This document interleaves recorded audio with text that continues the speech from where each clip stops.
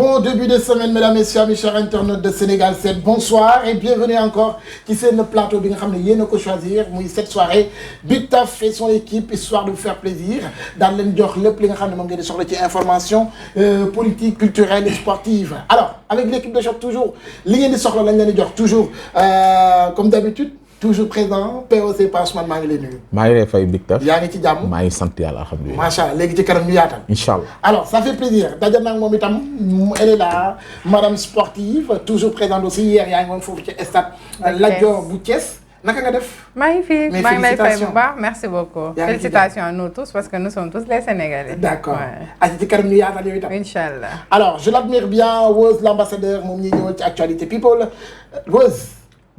maa ngi lay xaar. delloo ziar wér-wér. maa yaa ngi cool. sant bu baax a baax. lu people bi wax tey yaatu na. yaatu na. jeex na. dañ siy waxtaan. alors nous avons comme invité monsieur le ministre conseiller j'ose le dire muy professeur Bamba Kane moom la ñu dalal tey xam naa ci kanam bi dañu yaatu la moom ñu nuyu ko moom itam monsieur professeur monsieur Kane bienvenue ñu ngi lay nuyu. maa ngi lay fay Moustapha di nuyu sama xarit yi ma bokkal plateau bi yëpp. di nuyu ñi ñuy seetaan ci Sénégal yëpp ak ci diaspora bi. di yaakaar ni tey waxtaan bi ñuy war a waxtaan dina am njëriñ ci askan bi. d'accord waxtaan bi ñuy waxtaan tey dina am njëriñ ci askan bi les paroles de monsieur le professeur Bamba Kane moom la ñu dalal tey ci actualité politique avec Pa Ousmane juste après dañuy dem directement li nga xam ne mooy actualité politique ah yéen ñi nga xam ne yéenay internet à tout moment mën ngeen di participer.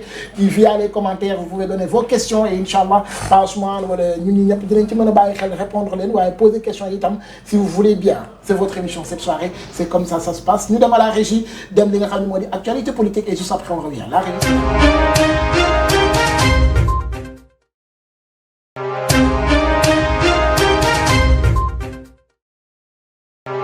bienvenue Pa Ousmane.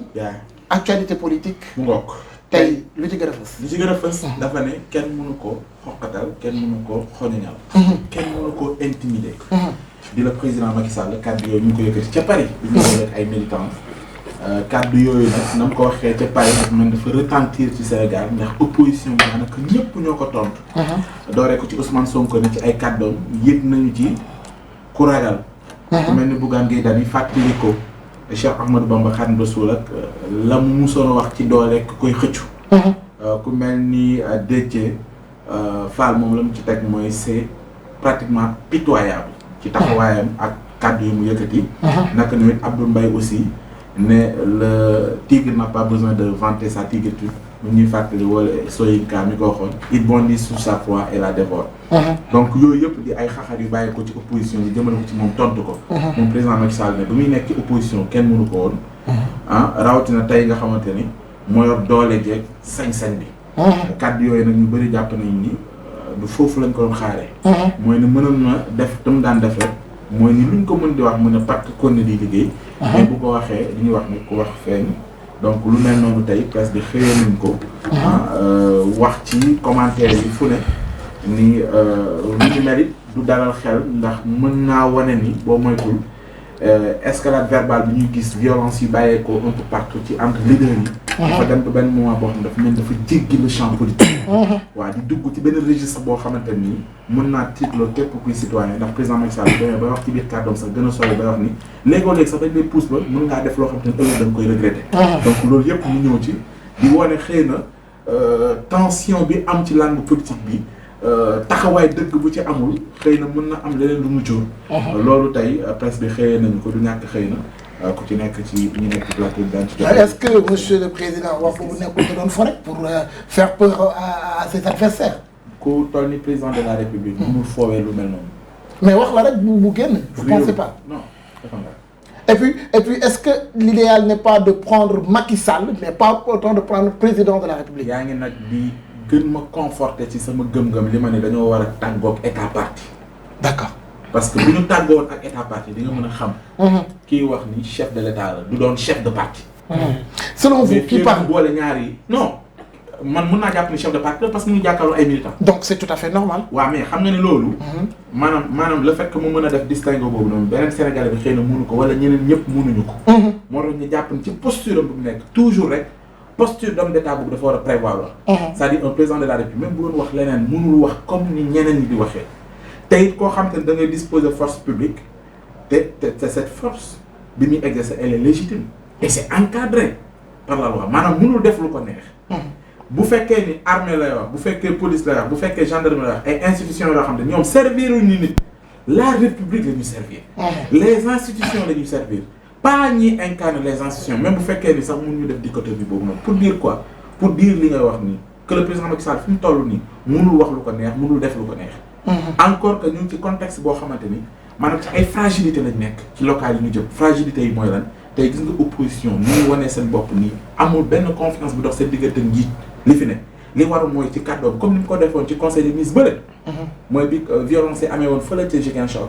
mu woo ñëpp ci jàmm ñu doxee ko rawatina ay nitam ci logique boobu la waroon inscrire mais bu fekkee li xew barki démb ak barki waati démb tax na mu jaroo ko mu dem ba Paris muy wax ni kenn mënu maa intimider de manière implicite yaa ngi am looy wax lu la gane si xëy na. comme moom moo yor doole bi moo yor force bi tout ça. moom buy wax loolu mooy ni jongante ci wàllu politique ku jegee pouvoir bi. maanaam li dominer foofu ba mu waxee. mooy li nga wax ni chef de parti bi parce que mu ngi bokk ci coalition Benno Bokk Yaakaar d'ailleurs mu ngi ko wax ci jotaayam ne na ngeen dooleel liste yi nga xamante ne moom laa parrainé. liste yi nga xamante ne mooy Benno Bokk Yaakaar donte nag ci jour boobu sax leeral na ñi doon wax ay Mame Boye Diao lu tax mu génn ak nangam mu ne yooyu moom moo ci d'accord ñeneen ñi nag waxu leen. mais loolu yëpp pour dire quoi mooy ni su fekkee moom président Macky Sall dafay politique nekk ci coalition Benno Bokk Yaakaar war na mën a nangul nag ay ñoñom di opposition bi également moom sañ-sañ du mu am ngir jàjj ay troupam ngir ne jongante yi muy dem dama bëgg a gagner ñoom it ñu def pareil waaye li ñuy condamné de part et d'autre ci classe politique bi yëpp mooy le fait que ñuy jéggi le champ politique doonatuñu ay gentlemen di gisante comme des adversaires ci kaddu yi ci façon yi loolu di détendre ci militants yi nga xam te ne fi ñu jëm bu dee taxawaay amul dëgg mën nañu yóbbu ci leneen lu uuteeg local te boobaa kenn amul ci intérêt te gis naa sax religieux yi tey ñu taxaw def ci point de presse xam naa pour appeler les uns et les autres que ñu delluwaat ci fondamentaux yi mooy stabilité de ce pays moo gën lépp loo gis te ñu fiy xëcc ñëpp muy ñi ko yor ak ñi koy xëcc ñëpp lépp rek muy am muy mën a amee ci jàmm lu ko uute mën na doon. D'accord. C'est à ce niveau même que la ñuy introduire professeur Bamba Kane on va pas venir concernant l'invité qu'il est déjà mais par rapport à la situation bi nga xam ne moom la Pa Ousmane wax ce point de vue juste la ñuy xaar par rapport en tant que Sénégalais d'abord naka nga gisee kaddu son excellence monsieur Macky Sall. waaw donc Moustapha je pense que ni li Pape Ousmane wax daanaka presque amul ci lenn ma ciy teg. daf ko analyser synthétiser ko vraiment am vraiment ni mu ko waxee man noonu laa gisee xam nga dañu toll foo xam te ne Sénégal désescalade lañ war a jéem a indi ci dëkk bi. parce que man je trouve que ni de plus en plus on joue avec le feu. te am na lu fi xewoon au mois de mars loo xam te ne lu mel noonu kenn ñaanatu ko parce que loolu Sénégal mënoon na fa doxee suux li des ci existence am.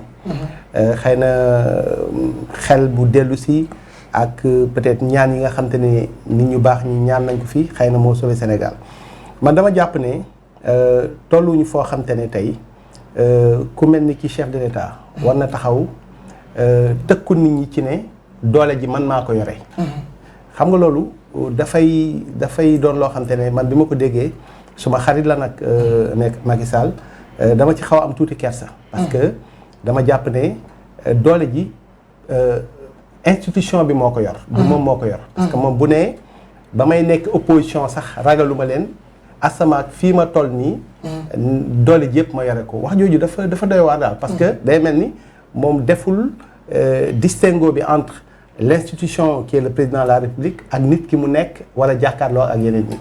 donc wax jooju noonu su ma sañoon dañ koy bàyyi mu sedd. mu xam ne moom mooy bàyyi ñëpp. le président de la République c'est le père de la nation. bu fekkee ne dañ toll situation boo xam ne Sénégal ku ne xam na ni fi mu toll nii ci luy baax la. moom dafa war a mën a indi dafa war a mën a teg ay actes yoo xam ne pour seddal ndax sedd jàmm ci la lépp xaj. bu dul loolu dinañ jëm ci ay lendemain yoo xamante ni du gënal kenn. lendemain yoo xam ne ça va être vraiment compliqué Weuze yow itam du ñàkk par rapport li Pa Ousmane wax son excellence yëkkati na ko lan nga ci mën a wax ci lu gàttal rek ñu mën a continuer. waaw comme li Pa Ousmane wax rek je pense bien que moom Macky Sall c'est le père de la nation. nit du tëkku. te Sénégal toll nañ foo xam ne nii waxi sew yi ñoom politiciens yi pour man jaru ko. gis nañ tout récemment le cas Abdou Karim Fofana bi muy wax ci ku gis Sonko ni mu dawee nga xam ne amul problème dëkk. fee nga gis fa benn yow nga gis waaw mais xam nga maanaam Sénégal tolluñu foofu en fait ci ay kilifa ñun ñi maanaam ñoom la ñuy xool si ñoom la ñuy xool seen doxalin ñu mën doxale noonu mais bu dee xastanteeg tëkkuwanteeg yàqante der loolu du exemple bu baax pour ñun jeunesse sénégalaise. Alors du exemple bu baax pour ñi nga xam ne moo di jeunesse sénégalaise yi vous faites partie de la jeunesse hein. Alors qu'est-ce que vous avez à dire par rapport à ça Laria xam naa ne ñàkkul am nga loo ci boo xalaat li nga wax de. Laria sport. di nga wax. non man juste li may wax mooy que suñu homme politique bi toog fii nii yéen a ngi organiser ay kii élection janvier man moom pour man coow li yëpp matu ko ñun ñëpp dañoo waroon concentré wu dem banko wuti ndam li fële ca Cameroun.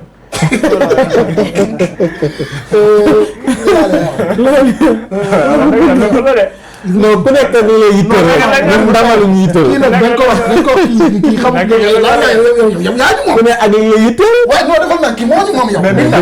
mais bëgg tax barki Demba Ndiaye bi ñuy wax ci fii Kaolack. waaw Pa Ousmane loolu wax. man dama waaw. waaw bu ma laajee man ci ay ñoom waale ñoom seen xaw ma. nga laaj ma ci ñoom Sidi Diop xaw ma dama la wax li ma xam man la sëriñ buubu laa. waaw moom keroog sa def na gerte door bi. ah waa gi seetaan naa ko. gis nga loolu bokkul ci luy soppi li xew. si bu baax bu dee bàyyi leen kuréel ngeen ñëw ñu wax liy doxal dëkk bi. lépp naan ko liy doxal kaw la. moom mu dem di jàppale cultivateurs yi naan gerte door. gerte door kooku jar naa jàppale. ngeen may bàyyi may leen ma tegaate rek ci yow ñun ñëpp ay sportif bëgg nañ football bëgg nañ Sénégal mais ñun ñëwaguñu ci yow mais daa wax li mu saf. du ma ko wax Ousmane doo ma bàyyi ma yegg di koy ala tax non c'est parce que xam nga ñoom. bàyyi ma yegg di bàyyi ma waaw daana yow ñun yegg seeguñu foofu ñun on parle de la politique bu ñu dugalagul ci sport yow fi mu ne da ngay jaxase ministre yi nga ak gars yi waa Guédiawaye ñu bëgg jaxase ñu man ko wax nga ma ko man xam naa ne yaa ma ko waxoon pour Guédiawaye nag gars yi kii gëm fu waxuloo woon nga wax ko nag waxuloo woon nga wax ko nag. ah wax nga ko jeex na ko bul toog ala gars yi sax mais nga wax dugal la ah kontaan naa ci lii de waaw waxuma dëgg yow kii wax ci bëgg nga nañ fexe ne ñu gagné d'accord ñun ñëpp wane di supporter dinañ dem incha allah man mi dinaa ànd ak yow Cameroun lépp nag yow laa koy bàyyi yaay sportif. d'accord ñu dem ñu defee. dañuy manko rek xam nga dafa baax. tey ñoom élection manko bi dafa signifier lu bari. ba si ñoom politiciens yi dañoo war a manko maanaam dañoo war a manko xam nga c'est le Sénégal qui gagne. mais boobu dañuy tombé ak élection xam naa ne jot nag du am te yaa ngi koy wax ne jënti wuñ la xam nañ ne jot du am. waaw mais bon. parce que kii normalement mi ngi xalaat xam naa waaw xam naa ne. ah moom mooy day fekk mu gagné jongante bu gagné moom day fekk mu gagné ñu ànd waaw. non xam naa ne fu Guédiawaye dina nekk kii. mais moom kii Aliou Sall gënu ko dëgg. kon dinañ ci xam dara. question bi ñu ko laaj nag ako cee yàkkam cee toog on va y revenir merci beaucoup dafa mel ni loolu moo nekkoon. waaw moo nekkoon actualité phare. waaye bu son excellence wax waaw bu ñu yow léegi lan nga jàppee d'une manière plus rapide tëkku la wala day xoxotal ñi nga xam ne moom la nekkal wala dafay nappaate. lu mu ci mënti doon loolu la ñuy xaar ci moom. d'accord cette force publique dañ ko war a yëg. ci soppi dunduñu askan wi. lan ngay xaar ci population waaye du nëb bàjja leen wala wan leen ni maa fi ne. lan ngay xaar ci population par rapport à ça. ñu yeewu. bañ rek yem ci déglu politiciens yi. topp leen ci seen i jëf. di xool ndax la ñuy wax méngoog naag li war a mën a. am la réponse de l'opposition noo ko gisee yow. oui maanaam mburu foofu ko fariñ la. kon jeex na loolu rek laa doon laaj. merci beaucoup Pa Ousmane merci beaucoup. ate dañuy dem te li nga xam ne moo di l'invité du jour Pa Ousmane tey kan nga ñu indi. waaw Bamba. ñu xam ko. Bamba Dieng. docteur professeur Bamba Kane. Bamba Dieng de professeur Bamba Kane. professeur Bamba Kane. moom tey la ñuy dalal. may préciser na nag duggaguñ ci campagne beeg yooyu moom dañ koy offagum on parle pas de programme on va juste rester ci actualité bi parce que moom on prévoit bu ñu gënee sori. gën a yaatal ci il était ministre conseiller. bien sûr. d'accord professeur à l'université du Cap. exactement pharmacie département pharmacie si je me trompe pas. exactement ñun ñii lépp mën nañoo may ku nekk garab. mën nañoo xool rek xam ni daal. yow man xool na la xam ne li nga feebar man li nga feebar man xam naa ko fii kenn xam ko man xam naa ne man sa médicament xam naa ko mais cherul yow sa médicament cherul de lu ñuy jënd rek indi la tey ba pare nag fay sa téléphone. ndax doo am jot. mën naa dem. alors professeur fi may njëkkee mooy. wax na ko léegi nga nekkoon ministre conseiller àndoon ak le président Macky Sall jékki-jékki ñu gis rupture bi lu ko indi. waaw loolu li ko indi maanaam processus bu xaw a gudd la. ndax man ku ne xam na ni dafa am loo xam ne moom laa gëm. président Macky Sall nag depuis 2017 daf ma nommé woon ministre conseiller dans son cabinet bi may nommé nag loolu maanaam moo doon énième fois boo xam te ne woon na ma proposé ma nomination mu am fu ma bokkoon foo xam te ne chaque fois bon de manière vraiment diplomatique ak ci yar ak teggin dama ko doon décliner xamal ko ni daal fa ma nekk mu ma gënal. fi nga nekkoon fan la. boobu maa ngi nekkoon ci parti bi ñuy wax grand parti. alors grand parti boobu nag bi ñu demee ba législative yi di ñëw mu am ak ñoom jafe-jafe ndax investir luñ ma woon. te dama jàppoon ne moment boobu noonu ñëpp ñu ne woon grand parti xamoon nañ ne man maa doon numéro 2 au grand parti.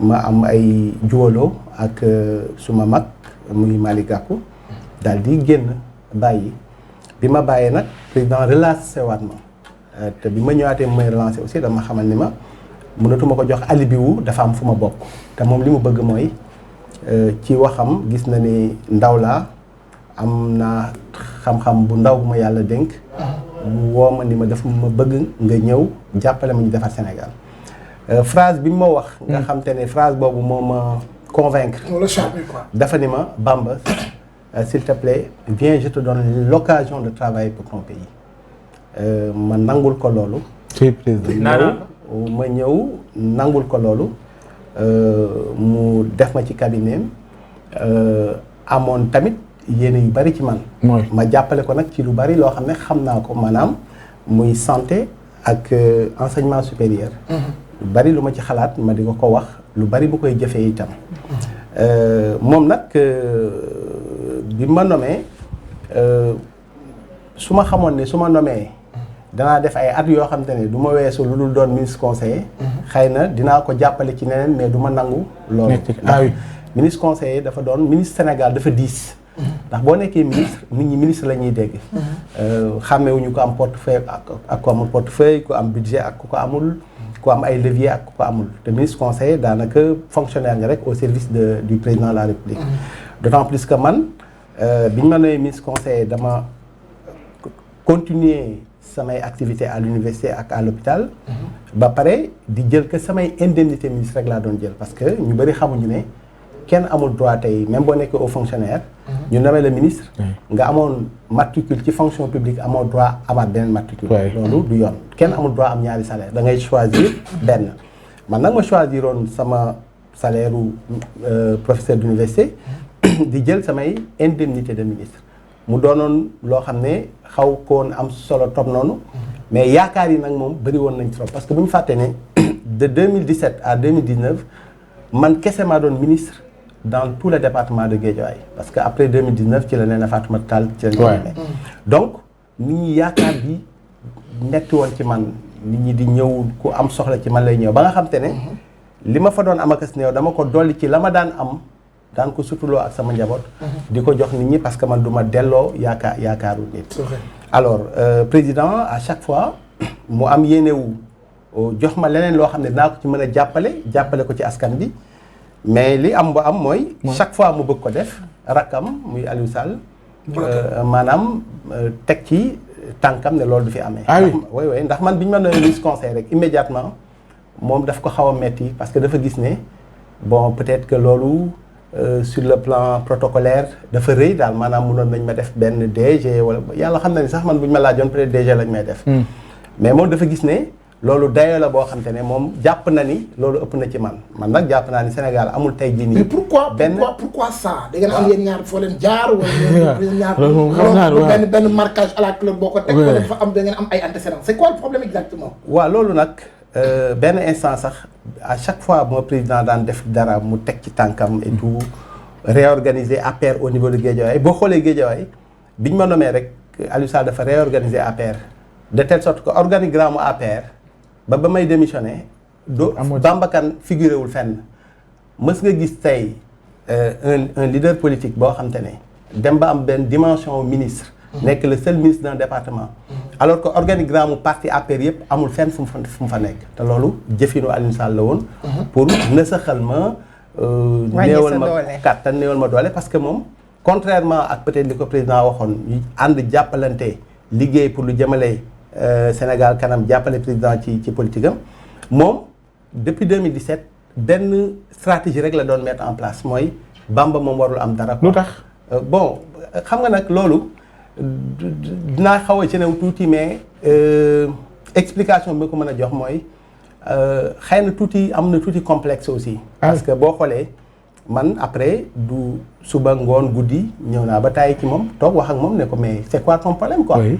ndax man man bi ma président nommé et tout wax ñu nañ jàppalante ñun ñaar man ci loolu laay dox ba lépp loo bëgg man bëggatuma ko daanaka donc man lan mooy sa problème. parce que ni nga may entravé nekkul loo xamante ne luy jëmale kanam parti bi la ci au niveau de Guédiawaye mais ay wax yi may wax daal. bon xaw naa am kersa sax di ko nettali ay genre way da nga war a gën a humble parce que da ngay wane ne yow professeur agrégé nga professeur di wax yoo xam ne. ma xamal ko ni à l'époque ma wax ko ne ko man Aliou mu ne ma ne ko man yëgu ma ne jàng naa école ndax sama lépp taalibe la man ci taalibe lañ ma yar. sama xarit yi ma doon àndal bi ma juddoo ba léegi c'est les mêmes amis laa am ba léegi am naa nag façon xarit bu nekk mais ñi ma doon àndal amul kenn ku ma ci bàyyi tous les jours que Dieu fait maa ngi Guédiawaye donc maintenant nit ki nag lu mu wàcce boppam am na daraja bu ko yàlla jox boo xam ne nii mënul weesu foofu. parce que man soo gisee man du ma am problème ak kenn problème yi mu am ak man du ma am problème yooyu ak moom mooy man yàlla nu mu def nit ki rek dama koy nangu. mais ñi am problème ak Bamba mooy ñi nga xam ne li ma yàlla def peut-être ñoom nanguwuñ ko. kon Aliou dafa dem ba yëg ni da nga koo bëgg a suul. boo xoolee même au niveau de Guédiawaye Aliou muy cadre yëpp même APR tey jii nii ñu koy déglu xëy na duñ ko wax mais ñoom ñëpp dinaa leen laal su ma waxee loolu. moom li ko intéressé mooy bëggul nit ku am valeur nit ku am fulla gëm boppam et tout même boo xoolee dans son entourage ñi koy wër dëgg. day doon ñoo xamante ne nii na ma yàlla voilà ils sont dépendants de lui ay benn wii ay nit ñoo xam ne boo xoolee sax ki mu njëkkoon imposé pour mu nekk maire au niveau de la commune de Sam Notaire mais benn xale la boo xam te ne bi mu ko imposé les gens étaient choqués koo xam ne yow jàngoo école jàngoo alxuraan jàngoo métier yow am tey ay kër Guédiawaye di dawal ay oto yu rafet xale yi am frustration xale yi jàng ba yegg ci yenn niveau yi xale yi jàng métier kooku la toog sax benn instant sax bëgg sax mu nekk far maire du Sam Notaire te loolu c'est à l'image de idée bi mu am ci Guédiawaye ak idée bi mu am ci Sam Notaire. Mais j'ai une petite question. Vous m'excusez. Bien sûr. Aliou Sall Guédiawaye la juddoo. Bon Aliou Sall moom dara jotelu ko ak Guédiawaye donc vraiment loolu aussi question boobu soo ma koy laaj toujours damay am benn pincement au cœur parce que ngeen baal ma de dama xalaat nii rek sama question peut-être am na ñu nekk ci biti ñu bëgg a laaj parce que Macky Sall ñu ngi dëkk ca Fatick non Macky Sall je peux comprendre parce que président de la République tu es le président du Sénégal nga nekk Guèye Fatick Sénégal la nga nekk Fongolimbi Sénégal mais je parle de Guédiawaye mais Aliou Sall amul lenn lu ko lié ak Guédiawaye lu dul am na dooleem ñëw en tant que petit frère du président imposé wu mais li ko imposé woon ba mu nekk maire loolu dafa changé parce que bu njëkk ba bul fàtte ni élection yi ñu mujjee yi ñu génn conseil yi ñoom ñooy fal maire bi xam nga bu njëkk ba ku nekk da ngay defar seen liste non bu ñu defaree liste bi après conseil yi nga xam ne ñoom ñoo nekk ci liste ñoom ñooy dajaloo ñu voté maire bi loolu nag lu nekk mën na ci am parce que gis nañ sax dëkk yoo xam te ne da ngay gis benn liste boo xam ne dañ koy gagné benn waay génn comme conseiller dem jour vote bi mu am nu mu def ak conseil yi ñu fal ko mu nekk maire loolu gis nañ ko loolu moo tax tey situation bii ñu changé nii nga xam ne léegi c'est au suffrage direct doon lu intéressant parce que tey nit ñi askan bi ñoom ñooy voté directement dañ naan tête de liste majoritaire tel kan la ñu ne Moustapha la wala ñu ne Pape Ousmane la nit ñi voté directement pour kooku nga xam ne ki ëppale ko conseil yi falatuñ kenn. D'accord mais balaa ñu ñëw au niveau local c'est très intéressant yu ñuy jox ni ci parcours yi parce que souvent dafay révéler encore une fois de plus taxawaay ak homme politique yi lu gën a gàllankoor suñu réew mi ba souvent ñu mel ni yéen jàng am xam-xam bëgg a servir mu jafe leen mais rupture bi loolu moo ko indi kon loolu moo tax nga génn ci cabinet non rupture bi li ko nag maanaam guddoo bi nga xam te ne moom moo débordé mooy que en dehors du fait que à chaque fois que président am yéene ci man ba ma xamal ma ko ba ma jàpp ne loolu am na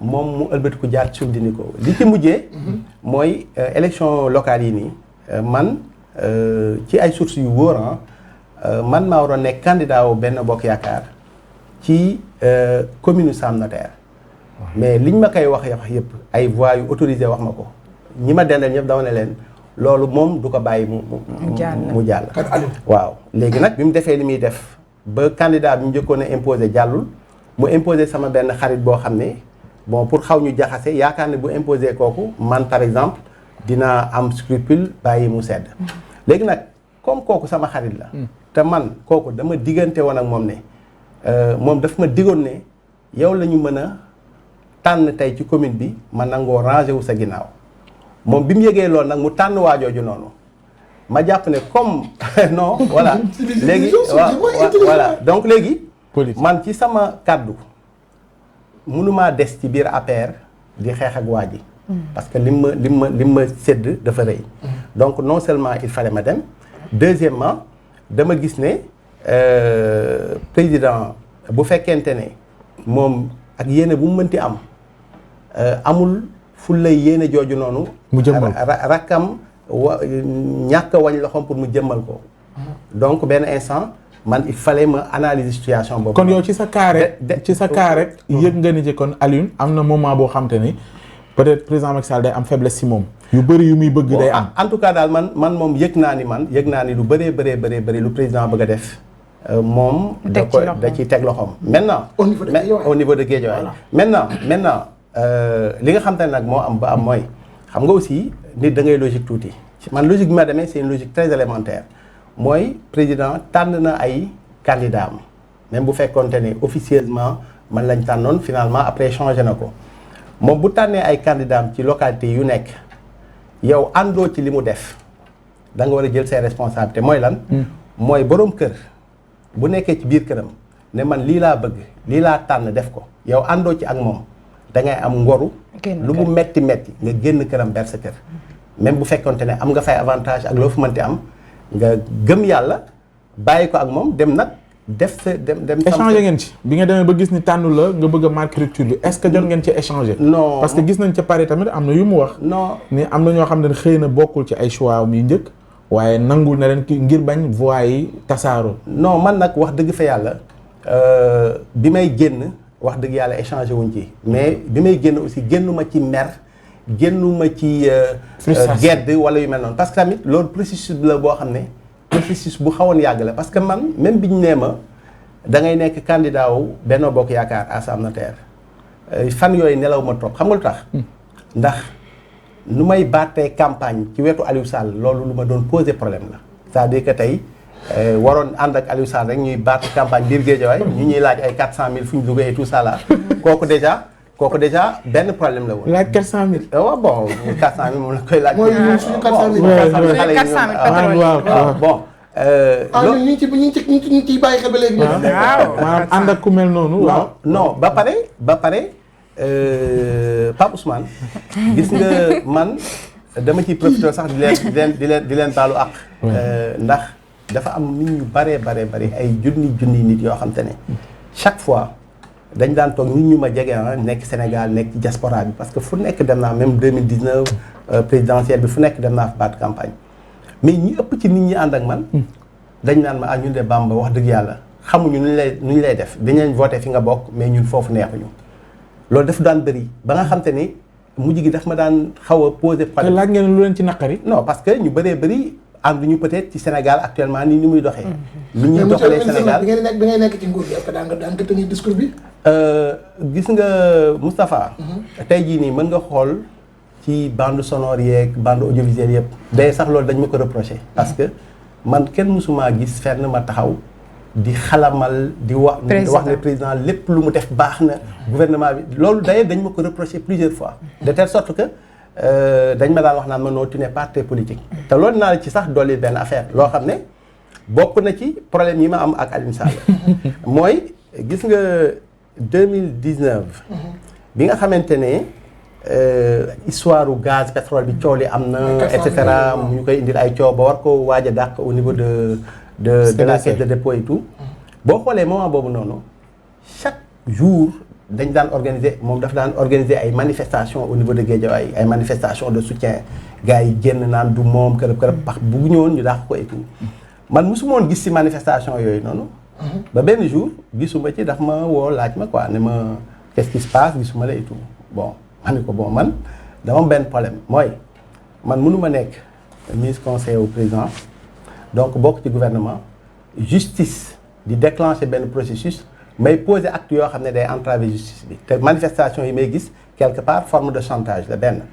Deuxièmement yàlla xam na ni accordé naa le bénéfice du doute mais wóoruma ndaxam yaa jël wóoruma ndaxam jëloo loo xam ne wóoruma nag mënumaa bëgg lu neex nit ba taxaw tey ci manifestation loolu laa ko yooyu yëpp daf nekk yoo xam ne après il s'est dit que kii bon benn tête brûlée la boo xam ne te ci principe yooyu laay dox man Moustapha président am na lu mu def Sénégal lu baax loo xam ne nit ñi teg nañ seen bët am na leneen lu mu teg loo xamante ni tamit ànduma ci mais mosoo toog benn moment gis ci télévision wala ci rajo wala nga déglu benn instant dégg Bamba mu ne non vraiment président li muy def lépp baax na et cetera souvent su defee lu baax dama koy wax bu defee lu ma àndul buñ ma ci bëggee waxloo du ma ci wax dama ciy maandu léegi nag ba ma demee ba maandu boobu noonu nag bëgg a nuru naa fekk benn instant ci laa commencé nag xalaat ne est-ce que man lii may def méngoo na ak man sama ay valeur ou non fi may daanee dama lay jox benn exemple rek dañ ma mës a invité jàkkaarloo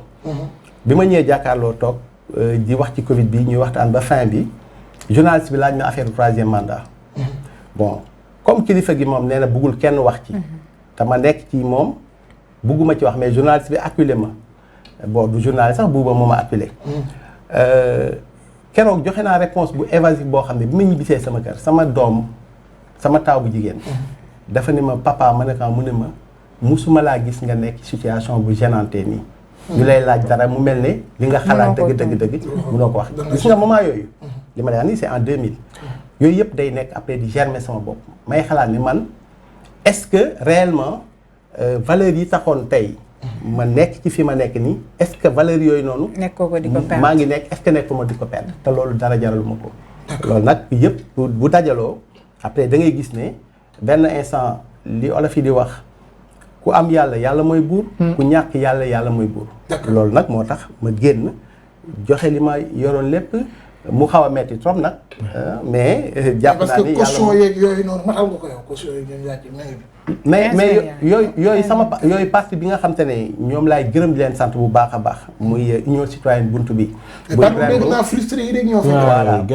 waaw parti boobu noonu vraiment tey jàpp naa ni sax après Benno Bokk Yaakaar jàpp naa ni ñoom ñoo ëpp lu ñu investir ci ay candidats au niveau du Sénégal ñooñu fayal sama caution au niveau de la commune ak au niveau de la ville yëpp kon am nañ ci yow yaakaar ah non am nañ ci man yaakaar te yaakaar boobu noonu mais ce que j'ai pas compris moi yàlla peut-être ça va être une question vraiment simple parce que je n'arrive jusqu'à présent à comprendre en fait vous présentez pour commune Guédiawaye ou pour Sam Notaire je me présente pour les deux comme Barthélémy ni muy présenté woo pour maire ville de Dakar mais Diouf Sarr mu ngi présenté woo pour Yoff ak Dakar conseiller même ville de Dakar donc man maa ngi présenté woo pour sama commune Sam Notaire nga xam ne foofu tamit foofu moom jàpp nga ni da nga fay gagné à 100%. ah bon am nañu yaakaar moom dinañ ci xam dara am nañu yaakaar wax naa la duggaguñ ci campagne bi. waaw yow kon pare boo nii. non bul campagne wax na dëgg. non yow yaa dul campagne yow. non man campagne mu waaw non dafa am laaj yoo xam dañ laaju. ca campagne nga dafa ma lay téye nii gisoo boo duggee. ca campagne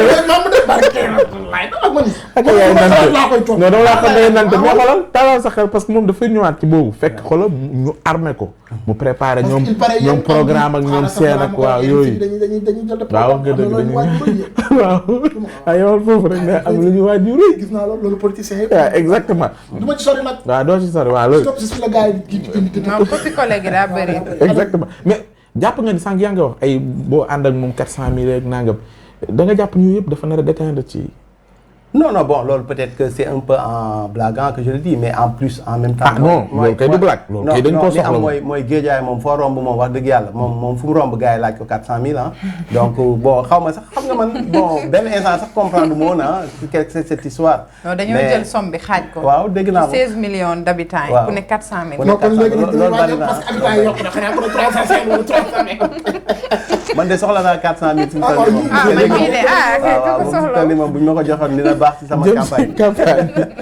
am na solo mais déjà au niveau national laa wax ci coowal ni ñu ko xatee coalition yi ni ñu gisee ci ñenn ñi ñu jàpp ni immaturité la ci liste yu ñu rejeté peut-être xëy na suivre nga loolu noo ko jàppee yow noo ko jàngatee réellement est-ce que comme ni ko ñenn ñi yaakaaree dafa amoon ñenn ci administration bi territoriale laa bëgg a wax.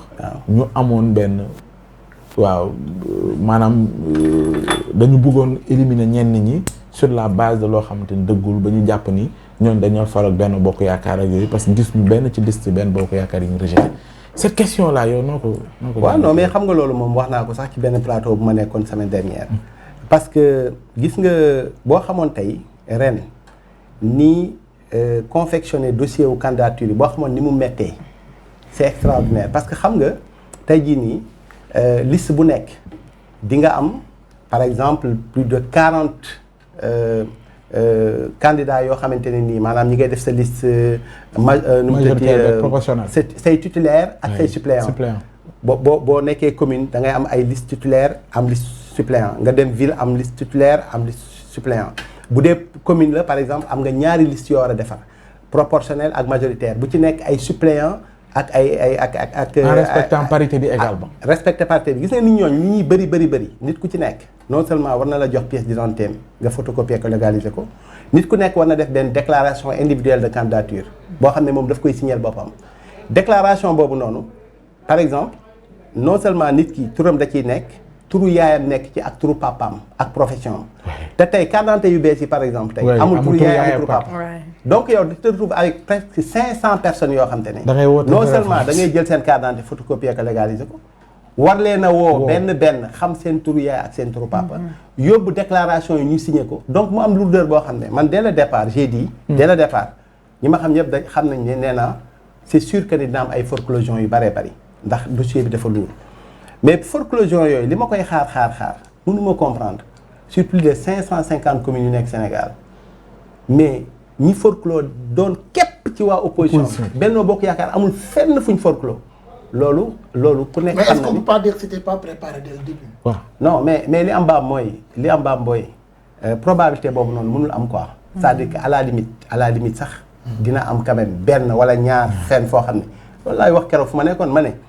dafa am gis nga sàcc bi ay dëgg benn grand moom ma wax image boobu nee na ma sàcc bi ay dëgg day dugg ci kër gi sàcc télé bi sàcc gaz bi sàcc li muy sàcc coow du jib dara du jib mu dem ba après ñu doog a gis sàcc bi ayul nag day ñëw di sàcc télé bi daanu toj bool yi daanu coow yi bëri ma xam ne ñëpp yëg ne kii day sàcc en réalité c'est ce qui s'est passé en fait parce que mais amul fenn fu benn bokk yaakaar am benn problème bu ñu avancé ni ñoom bu yàgg lañ jël code électoral bi yees yi ci am ñu tàggat ci seeni ndaw waaw ñu waajal lépp ba nga xam te ne bi mu ñëwee daanaka ndox la ci ñoom non mais loolu ba Ousmane dama lay xamal ne la loolu amul xamul tax parce que man ba dernière semaine man bi may génn Benno Bokk Yaakaar on était à 2-3 jours de dépôt de liste yi oui mais ba non risque laa demee c'est-à-dire que ba moment boobu noonu may wax ak yow nii par exemple man Benno Bokk Yaakaar bi ma xam mu nekk Guédiawaye mais defaraguñ seen liste coow li am na ku nekk naan position bii laay nekk kii nekk naan kii du ma jiite kenn du ma jiite donc problème bi nga xam ne moom la yeneen coalition yi am même problème boobu noonu moom la Benno Bokk Yaakaar am ci localité yu bëree bëri donc mënuma comprendre encore une fois que sur toute l'étendue du territoire amul fenn foo xamante ni Benno Bokk Yaakaar am na fa benn problème au même moment yeneen coalition yëpp pratiquement ay coalition yu mag ay Yewwi du coalition yu ndaw ay ñoom ñëpp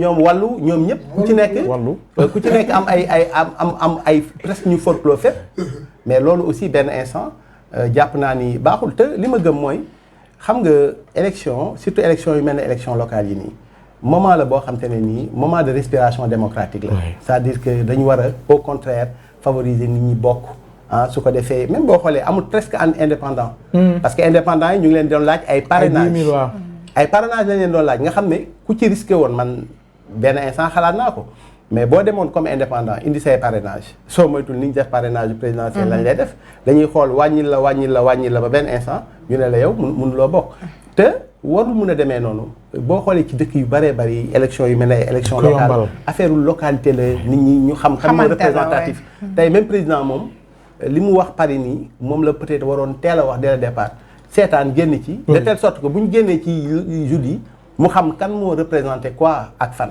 mais bu fekkente ne dès le départ dañuy torpiller ñenn ñi. naan noppi leen déglu ma di non xam nga loolu après bu yàggee. mais liste parallèle yi nag kon lu waral lu am nañu ko gisee yow. non liste parallèle yi man ni ma ko surtout li mu ne nangul naa bële. mam kee moom Mame Boye Diao man maa ne foofu moom maa ne na dem. parce que xam tuddul nañu Mame Boye Diao tuddul ñeneen nit disparaître noonu la jàngatee. waaw bon man de wax dëgg yàlla man bokkuma ci ñi nga xamante ne nii am naa bénédiction man dama demal sama bopp. mais li ma gëm bëggam mooy liste parallèle yi loolu tam il faut nga dawalee logique. parce que munoo toog pendant 1 mois daal di taxaw ne ñëpp déglu leen ma bu kenn génn bu kenn.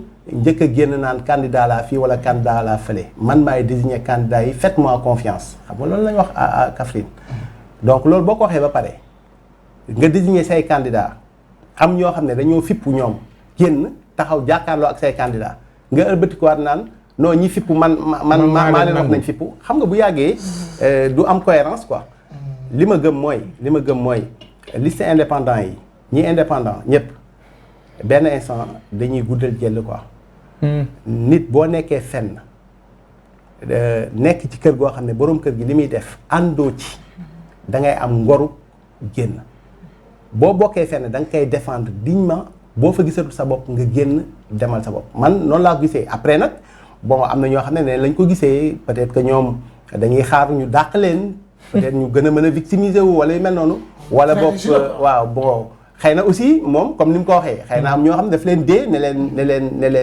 ne leen def leen seen liste parallèle mais man bokkuma ci ñoom. alors on va y revenir dinañ ci gën a yaatal xam naa ni tam ci yenn seen i plateau yi. waaw en fait l'émission dinañ ñëw ci yeneen questions yoo xam ne ay questions yu direct la. yu direct la tic tac kon amul laaj nga yaakaar madame Big Taf. waaw comme sànq moom li mu wax ci doomu bàjjanam comme sànq li mu wax ak doomu bàjjanam Aliou Sall mais loolu noonu est-ce que moom du dëggal li gars yi naan dynastie Faye Sall la parce que tey bu ñu demee ba tey Macky Sall son excellence waaw ba ci tey maanaam tey bu ñu demee ba Macky Sall son excellence ñun dëkk ñun suñu réew bu demee ba war a jël yenn décisions yi jàpp ne yow yaa gën ci gox bi nga nekk Aliou Sall raxam tax moom mu dellu ginnaaw loolu noonu est-ce que nekkul problème royaume waaw mais est-ce que nekkul problème loolu dynastie Faye Sall boobu bon man du ma tudd dynastie Faye Sall parce que tamit Weuz xam Macky Sall wax naa ko ci lu bëree bëri du ma wax mukk lu ñaaw ci moom ndax suma xarit la daf ma bëgg. mais sa gis-gis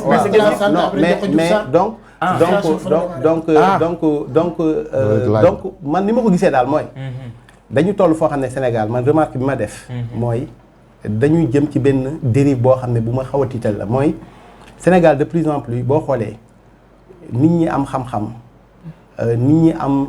lu ñu mën am ay compétences de plus en plus dama seetlu ne ñooñu nu ñu leen mën a écarter rek baax na loolu laa remarqué te loolu lu ma xaw a tiital la ndax réew kenn du ko tabax ci ay parparloo ak ay incompétence tey Sénégal keroog damay waxtaan ak sama benn xaritu professeur mu ne ma actuellement au Sénégal y a ce qu'on appelle le délit de compétence tey même boo compétent wala nga am yenn valeurs yi da nga même boo ko amee da nga war a fexe sax yow boo ñëwee di leen wan ak ñàkk fayda pour voilà médiocre seen kanam c'est-à-dire que boo ko deful soo ko deful on te met à côté tey boo xoolee même dans le gouvernement du Sénégal soo xoolee yenn ministres yi ñuy changé par exemple dama lay jox exemple yu ndaw boo xoolee benn Eva Marie Coll Seck nga remplacé ko ak Diouf Sarr nga jël Mary Teuw Niane remplacé ko ak Cheikh Oumar Anne jël Ismaïla Madior Fall remplacé ko ak Malick Sall et cetera donc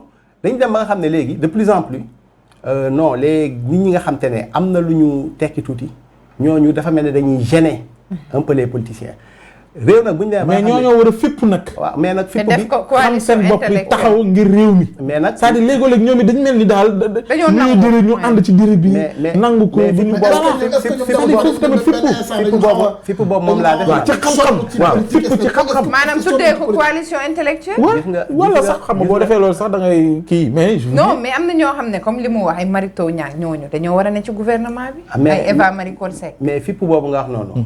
man de xëy na amaguma doole maa ngi ñaan yàlla am doole man fipp boobu la exemple boobu laa joxe dama wane ni benn instant nit ki benn instant da ngay gëm yàlla xam ne lii ñu la bëgg a teg non seulement yow waruloo ko nangu en tant que homme mais nekkul loo xam ne lu gën la ci réew mi mais li nga xam ne moom seetlu naa ko moom ba seetlu ko ci Sénégal mooy maa ngi doog comprendre sax lu tax intellectuels yi ñemeetuñu dugg ci politique parce que boo ci duggee dafa am boo dëgërul tuuti am pas-pas bu dëgër dañ lay ñàkkloo fayda wala boog yow doo dem fenn quoi ndax da ngay ñëw fees dell ak butéel bu laaj koloñ bu fees dell ñu bëgg la ko tuurloo defloo ci leneen lu xeeñ leneen quoi léegi nag yow boo buggee am ci prébende yi am ci intérêt yi am ci mbir yi benn moment xam nga fan ngay mujjee da ngay mujjee mel ni yenn professeurs yi nga xam ne tey dañoo renié wu tey xam nañ fi tey Sénégal ay ñoo xam ne buñ musaan wax non Ibrahima Fall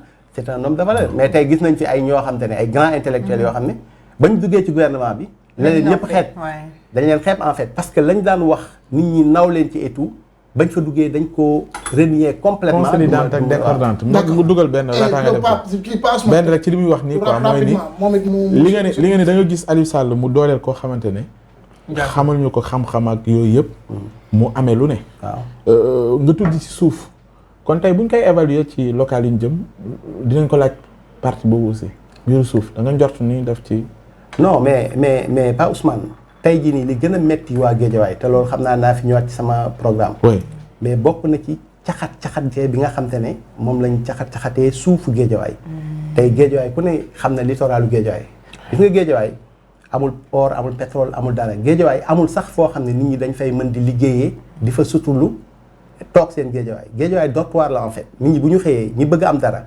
souvent dañuy génn Géejawaay bu guddi jotee ñu tëdd si lenn lañ amoon di ci am yaakaar ay projets yu dul jeex ci àdduna moo doon filao yi littoral bi nekk Géejawaay tey boo fa jaaree man mi fa juddoo boo fa jaaree sa xol dafay jeex sa xol dafay d'autant plus jeex que gis nga Géejawaay def naa ci vidéo Géejawaay ku dugg fu ne gis nga ko Géejawaay 1968 lañ ko créé man boobu juddooguma mais wax naa ko ci plateau yu bëri buñ ma nettalee conditions yi ñu créé Géejawaay j'ai la chair de poule sama maam nee na ma Senghor dafa toog benn instant rek en 68 rek indi ay camions militaires yi ñëw rek jël gars yi seen i baraag ak seen i kii délogé leen ñu nekkoon HLM fii nii HLM Dakar yóbbu leen Géejawaay ñu wàcce leen foo xam te ne amul ndox amul courant amul téléphone amul dara gars yi nekk fa ñi nga xam ne dañu amoon ay doom yi jàng seen doom yi foofu la doxee seen jàng yàqu loolu sax moo tax ma comprendre lan moo tax man sama ay nijaay jànguñu ba sori yenn sori yi ñooñu nekk Géejawaay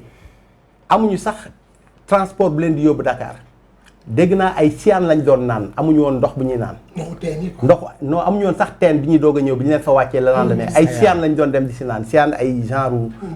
voilà mais gis nga ñooñu nekk Géejawaay di ko ñafe muy metti ñuy jóg di daanu ba Géejawaay tey neex a dëkk ay nit juddoo fa tekki fa ñu mel ne Bamba ak ñeneen. ñu dem ba Géejawaay neex a dëkk ña ñu ëppoon doole. jëlee ñu Dakar sànni ñu Géejawaay ñëw romb Géejawaay mu rafet neex a dëkk am plage bu rafet am tout ñooñu ñëwaat nanguwaat li mu Géejawaay moom moom. magistrat yi ngay wax. jeex gis nga kii Paa man baax na da nga koy day ñëwaat sa plateau. ah oui kii non seulement dañuy yaatal ci programme ak yooyu moom day ñëwaat. waaw ñun ak moom am na lu ñu lié. loo xam ne li des ci campagne yëpp dañ ci ànd ak moom. sama xarit la c'est clair damay xool dama xool certaine période bi ñuy defar liste yi. ndeysaan dama ko envoyé message de réflexion pour dire la vérité d'encouragement parce que dama gis. muy taw dugg fii dafa métti woon. waaye def chemise boo xam ne maa ngi naan kii dafa mel ni ku doon bëri. lu métti woon la c'était vraiment après bi ma ko gisee. je pense que ñii candidats yu bëri noonu. gis naa kilifa goo xam ministre de la république la. 22h la xool ba 10h ñuy confectionné liste. ma ne ko kooku dossier yi ñu ko dénk yëpp bu ko doon xoolee noonu. ñun 2 jours ministre yëpp di defee noonu 2 jours nelawuñu. imagine ministre yëpp bu ñu doon def noonu. 2 jours nelawuñu administration di def noonu 2 jours nelawuñu ngir soxlay askan wi. réew mi tamit ku ci nekk lañ la dénk. Sénégal jaral la nga bañ Sénégal jëm kanam. kon ñun ñooy suñu feebar bu loolu laa bëgg a wax sax alors moom la ñu dalaloon tey professeur Bambey vous allez rester avec nous jusqu'à présent parce que wax ji dina ñàkk am yoo xam ne ay questions ñuy sànni. waaw parce que parfois people sax day laal politique. waaw parfois nga wax benn affaire. xam nga dégg nga léegi wax na ko. am na lu mu fi laal léegi sport. voilà il était un bon joueur vous allez rester avec nous. bien sûr ñu dese bëreetul gaa mais da nga koy toog ci kanam passe dina am yeneen casu questions yi ngay sànni man mën naa ñëw. ci digg bi waaw am yeneen yoo indi c'est une grosse pointure hein, quoi qu'on puisse dire. Alors dañuy dem ci actualité people accompagné ki nga xam ne moo di Weuz juste après avec la régie ñu dem jëli Weuz actualité people la régie c'est à vous.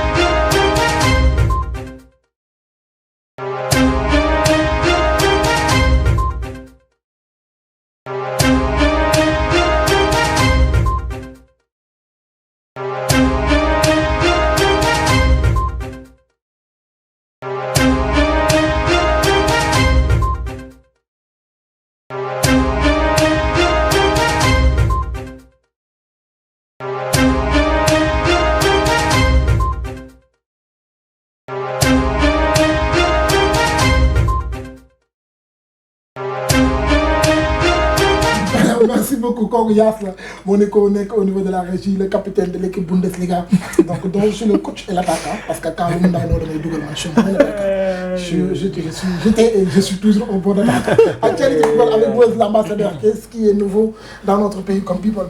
waaw bi taf maa ngi lay nuyuwaat bu baax waay. waaye people bi dañ koy commencer ak génnum àdduna mère Fama ñu gën koo xam si Thiaba Thiès. waaw mu nekkoon comédien ba mag a mag wax dëgg fa yàlla. séeréer yëpp benn la.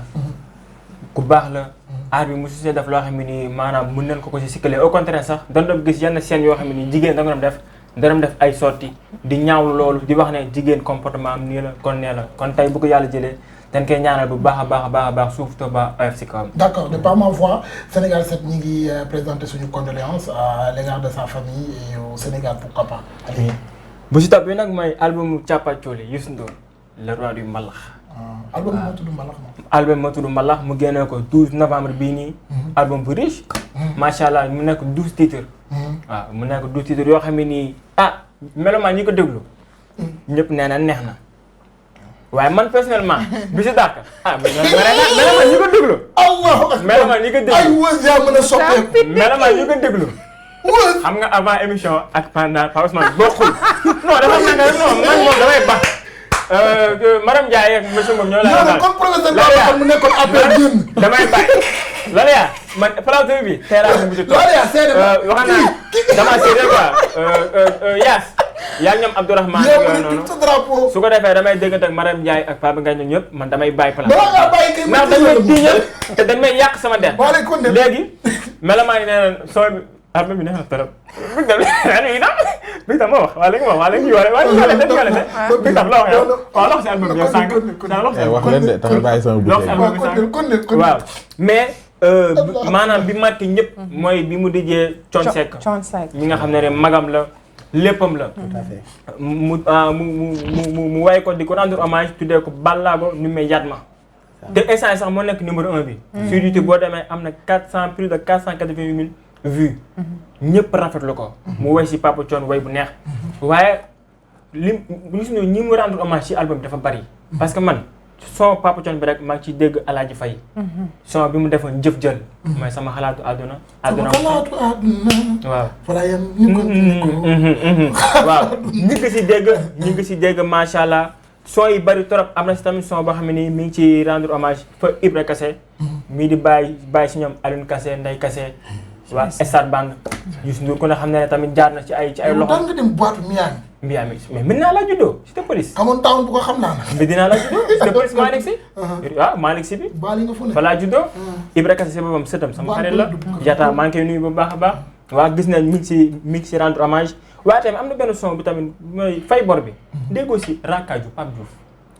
Weuz. tamay laajte. déggoo si Pape Diouf. pour wax ne Youssou Ndour album bi maanaam dafa riche. si paroles yeeg musicalement. dafa tibb fépp daal waaw ba ci Ngóoru Ndour moom nee na moom son mool bi moo ko daaxal moom. Ngóoru Ndour man mool waaw te mool bi laa dégg mbalax quoi. waaw mool bi parce que nee na tamit mool bi tamit bul fàtte ne waa Sen Petit Gallé ñoo ko si defal kër.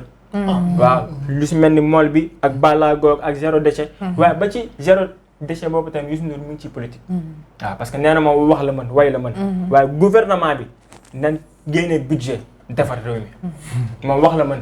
mais kii je l'aime bien. waaw Youssou Ndour loolu la wax. nee na moom loolu la ci mën. dëgg la wax la mën. waaye waaw waaye président ak ay ñoñam. nañ génne budget ñu jàppale fii. waaw te dégg naa aussi mi ngi waajal Dakar Arena. Thiapathioly. beneen bi dañu gis temps yi weekend bi sax la c'est kii di Lamine ak May am na benn vidéo bi daw ñoom ñaar ñooma daal si kaw gàttal xuloo nañ xuloowu tubaab waaye juboo nañ juboowu tubaab. c'est-à-dire. waaw juboo xuloo nañ xuloowu tubaab xam nga damay ñar nag Pa Ousmane moom ba jàngal. non. mu ne ma wës dañ ñar c'est important. c'est important c'est très important même. rien n'est plus important que de détails. dama ne. parce que toi tu es très soigné. waaw. waaw ni nga soigné noonu. dafa war a refléter wu ci. voilà moo tax bul topp yenn. macha allah. waaw. xuloon nañ daal si yenn bu leen gàttal topp. si gàttal daal. xuloo nañ xuloo tubaab. bi ñuy juboo tubaab. Lamine jël na ko teg yëkkati na ko ca kaw. ci waañ bi noonu. après am na ñuy def yoo xam ne tàmmuñu ko woon di gis ñun si suñu série yi après mu jënd si néeg bi ci kaw gàttal. ci kaw gàttal Pa Ousmane moo ne ma may ñar nag mënoo fexe ba comprendre. kon boo comprendre tul waaw boo comprendre. may àggale la wala boo comprendre boo comprendre mënoo fexe ba comprendre. li nga bëgg mu wax ko bu koy tàmbali mooy wàcc. waaw ak man de. bu dul dara monsieur le maire fi nekk sax. ak man bu dul dara monsieur le maire fi nekk. leer na nañ na jàll ci li ñu bëgg a wax. je te jure. bu mu jëm kaw. non du loolu je te jure je le promets. je le jure ah. parce que man du may wàcc ay sëriñ yi. su daganoon ma def ko. billaay comprendre ma la. comprendre noonu. comprendre ma li nga bëgg a expliquer. xanaa seetaanoo série bi. voilà c'est ça le problème. série bi la da nga ko naan série la Karma. waaw mais Karma xam na Karma déjà le boy Lamine sama boy la parce que man magam ñu daan ànd point. ok donc mais kon boo xamee Lamine war nga xam may. non Lamine bu point la am xaw ma Lamine bi ci. Lamine Karma. waaw mooy Mouhamed Ndiaye. xam nga ko waaw. xam nga tamit may xam nga ne ñoom ñaar ñoo nekk. waaw xam nga ne ñoom ñaar ñoo nekk. waaw xam naa ñoo nekk. c'est pas la première saison mais saison bi. mais comme couple yëpp rek bu ñu xuloo tubaab. jubóo nañ jubóo tubaab. c'est tout. ci waañ. ci waañ ba mu jeexee ci néeg ba. ah ok. comprendre nga léegi. maanaam dañoo def seen togg sur le plat yeggee ko ci néeg bi. merci loolu waaw te loolu nag mu attends loolu bu mu jëm kaw parce que Mame Matar Gueye dégg naa yëggu ko. bu mu jëm kaw Jamra. waaw Jamra bu mu jëm kaw nag bu mu jëm kaw. mais li ma jaaxal. kon dina koy gis ni que tey. mais bi tax li ma jaaxal ci li ma gis maanaam dégg naa Sénégal jamono ji 126 286 divorce ñooy am. chaque jour maanaam xayma bi chaque jour 345 dina am cas divorce nakate man Sénégal heure ménage yi li muy bëri yëpp heure cassage ko ëpp. heure ménage contrat la rek. heure cassage nakate xale yi jigéen bokkul ñu toog seen lalu nday yooyu doon def ku koy yor course. maanaam shooting bi. waaw dem ak xaw ma enterrement de vie de jeune fille genre yooyu. def waaw heure ménage c'est ba tey dinañ yéex a takk. man ak yow nakate non mais lii nag duñu encouragé dëgg fa yàlla ñun nekk célibataire boo déggee dina ma jël di def duggal takk rek. non waaw man moom bëggoon naa takk wax dëgg fa yàlla. mais li ma gis ne jigéen ñi léegi duñu yàgg sëy. kon takkagoo léegi taxaguma waaw tax. non mais professeur kii mën na takk ñu yore bëri de. taxaguñu mais problème bi mooy naka de jigéen ñi léegi mais jigéen lu waral léegi ñoom mënuñu yàgg si ñu néegu sëy. rawatina ñu suñu génération yi man comprendre tuma. boo leen xamee wax ma lal yaa jigéen nga bu ma bàññee wax. dafa nank yow bu yow mënoo takk heure bii parce que sa carnet d'adresse dafa riche te mënoo def choix je suis désolé continuer leneen te bul wax ci yow loolu yow man ñoo sa xamante nañu continuer sa people bi bul laaj la yaa defal mais la yaa mérite peut-être am naa ci xalaat. am na si xalaat jigéen la. su ma laajee loolu man peut-être am na ñaari point wala ñett yoo xam ne bu ma ko expliquer dina comprendre. mariage yi pour man base bi lépp mooy confiance bi. confiance ba amul si mariage du dem communication mu nekk beneen see bi mais lu gën a yokk divorce yi mooy ñàkk doylu bi. lu sama moroom am bëgg nga koo am. te sa jëkkër doole tolloowul. loolu day indi divorce bu bëri sax. maanaam sa jëkkër li mu yor rek. yow yemale ko ci. infidélité bu ñëwee ñàkk doylu moo ko indi. parce que tey bu la joxee dépense 5000 nga yemale ko ci. doo gis benn Pa Ousmane wala Big Taf nga dem di ko xooli. lu 5000 bi mat loolu ngay togg. kon sa bët tegoo ko feneen. émission voilà ñàkk doylu moo indi loolu yëpp. parce que Pa Ousmane nga jabar moom. oui bien sûr. ñàkk doylu moo indi loolu yëpp. war na tim Pa Ousmane nag am nga jabar. loolu moom du yoon moom. te kaa ma wax dara biñ ne ko looy signé ci mairie bi. te naa wax dara gis nga lu doy waar la ñuy waxtaanee. si ñun mënoo ba jamono neex ba yàggale gan bi. man waxuma la sax lan moo ko indi sax ndax yaa koy wax.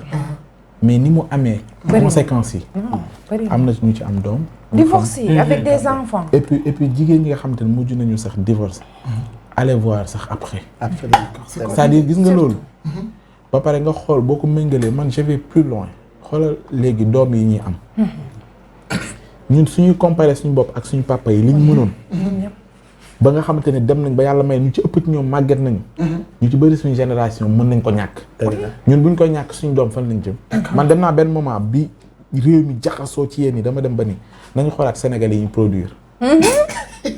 mais wax nga loo te ma koy wax ñii leen ma doon reyee. c'est important. ñii leen ma doon reyee mais dama doon wax ni attention parce que responsabilité bi nga am bi way dencante yi am ci doom ji. doom projet la. à long terme. projet la boo xam dañ koy waxtaane pacte ñu signé ko. te aussi ni nga mel rek lay mooy wàccaat foofu. germe bi la gis nga loo ci raté nag. nag. tooñ nga ko noonu lay màggaale ba dem bon moment boo te xam ne léegi dem danger divorce pour la yi mooy société. conséquence bi nga wax nga divorcé am sa doom. léegi yaratoo ko parce que yaa ngi dugaat ci see bi. fu ne nga taxawaalu ji fa ku góor ki wari jigéen léegi xale bi. soit famille yaayam moo koy yar wala famille papa wala maam wala ku ne daal ku ne koy yar léegi xale bi mel noonu. Monsieur le ministre, je pense bien vous avez quelque chose par rapport parce que yow itam papa nga. père de famille nga yor nga njaboot. te yor nga doom bu jigéen itam. te divorce yi dégg nga ko ci lu mu bëri na. et puis lii man bi ma ko gisee yàgg naa bi ma gisee dafa dama tiit man. maa ngi doon wàcc waaye je préfère rester ci ginnaaw ba jamono neex. monsieur le ministre. waaw mais effectivement man tey bi ma ko gisee ci journaux yi effectivement interpellé na ma. te loolu li muy wane rek mooy ni ko Laria waxee sànq nii. xam nga sëy du caaxaan. damay am impression parfois su may xool ci réseaux sociaux yi et tout que ni surtout xale jigéen yi leen gën a intéressé rek mooy jour boobu noonu. ñu taxaw ñu photo leen et tout ñu dugal ko ci.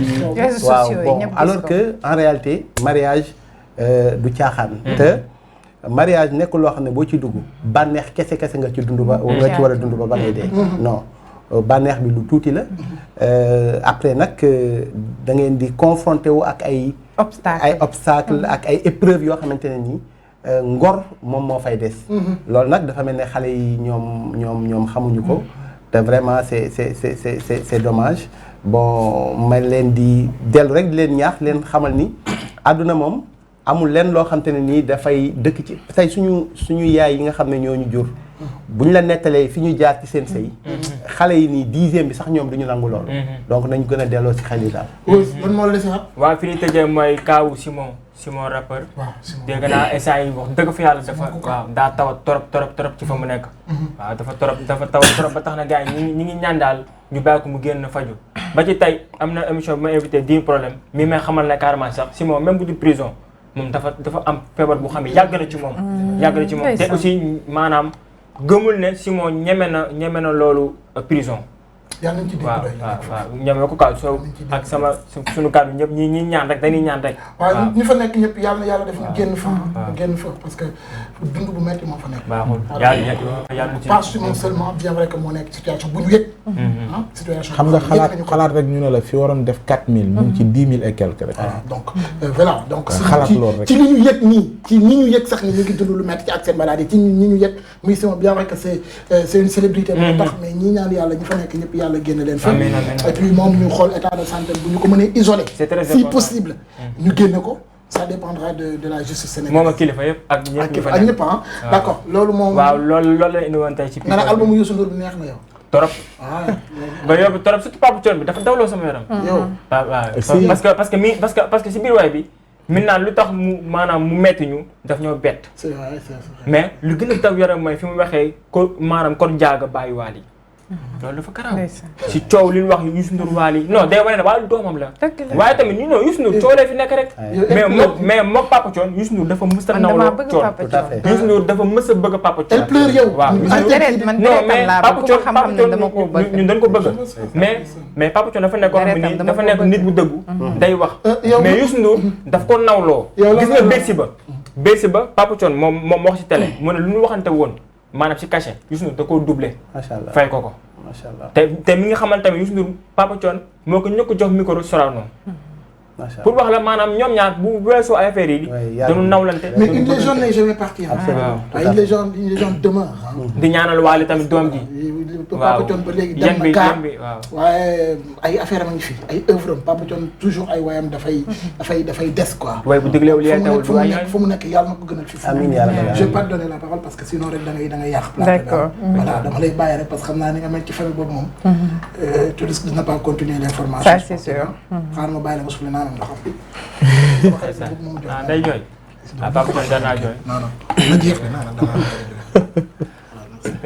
yow kii maroon na de kii maroon na de yow. nekk maru woon jooy de. kii laa bëggoon naan xamul ni nga naan yow lan la foo mare. alors merci beaucoup Weuz l'ambassadeur moom mi ñu jox actualité people yow yéex naa la koo jox de. saa bi tey kon fii bu xees bi. yàq na suñu da ngay ñëw bu mu jëm kaw. jëm kaw. yàq na suñu kaw. léegi lu ñëw. il saf sa fa. mais lan la yaa. sànq avant émission bi di commencé. Merci beaucoup la si album bi. ñu dem transité parce que je disais que ni man. mool. demal moo transité de l'actualité sportive accompagné ak Lalia la régie c'est à vous.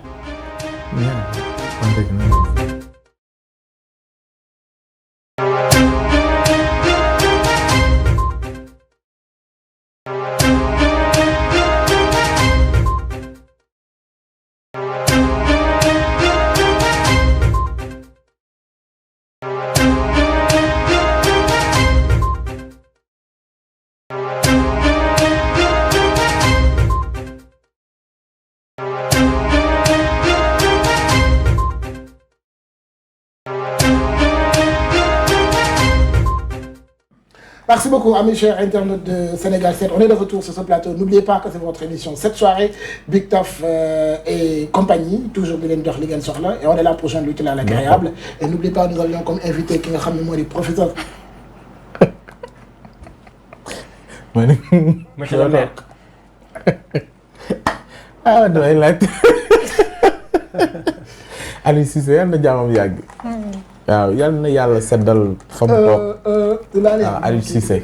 ñu dem ci actualité sportive. Aliou Cissé yal na jaamam yàgg. mais li muy wax ni dafa am solo ah. foofu la ñuy ubbee foofu la ñuy ubbee. waaw koo xamante ne 5 sur 6. foofu la ñuy ubbee moom. waaw te barrage bi ci kattanu yàlla dañ ko fëkk dem. Qatar. toog na alors Lalia lan moo gën a doon ci actualité sportive comme d'habitude depuis une semaine éliminatoire coupe du monde 2022 Qatar.